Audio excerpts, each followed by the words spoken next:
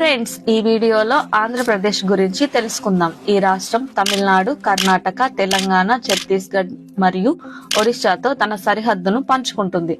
తూర్పున బంగాళాఖాతంతో 975 కిలోమీటర్ల పొడవైన తీరరేఖను పంచుకుంటుంది.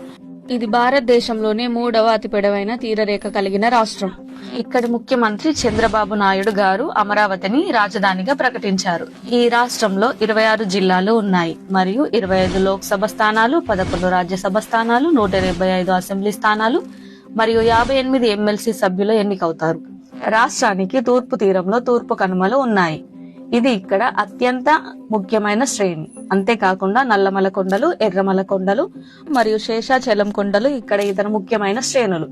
మరియు 1680 మీటర్ల ఎత్తైన ఆర్మకొండ ఇక్కడ ఎత్తైన శిఖరం.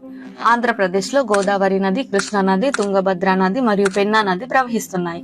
కృష్ణా, గోదావరి నదులు బంగాళాఖాతంలో కలిసే ముందు కృష్ణా గోదావరి బేసిన్ డెల్టాను ఏర్పరుస్తున్నాయి. కృష్ణా గోదావరి డెల్టాల మధ్య కొల్లేరు సరస్సు ఉంది.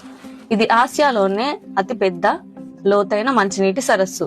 ఈ రాష్ట్రంలో ఒకే ఒక రామ్సర్ వెట్లాండ్ సైట్ ఉంది మరియు ఇక్కడ దాదాపు 13 వన్యప్రాణుల అభయారణ్యాలు ఉన్నాయి మరియు 3 జాతీయ పార్కులు ఉన్నాయి. అవి చిత్తూరులోని వెంకటేశ్వర నేషనల్ పార్క్, కడపలోని రామేశ్వరం నేషనల్ పార్క్ మరియు పశ్చిమ గోదావరిలోని పాపికొండ నేషనల్ పార్క్. ఈ రాష్ట్రం భారతదేశంలో అతిపెద్ద గుడ్లు ఉత్పత్తి చేసే రాష్ట్రం. వరి ఉత్పత్తిలో దేశంలో 3వ అతిపెద్ద రాష్ట్రం మరియు మిర్చి ఉత్పత్తిలో దేశంలో మొదటి స్థానంలో ఉంది. ఈ ఇన్ఫర్మేషన్ గనక మీకు నచ్చినట్లయితే please like, share and subscribe. Thank you.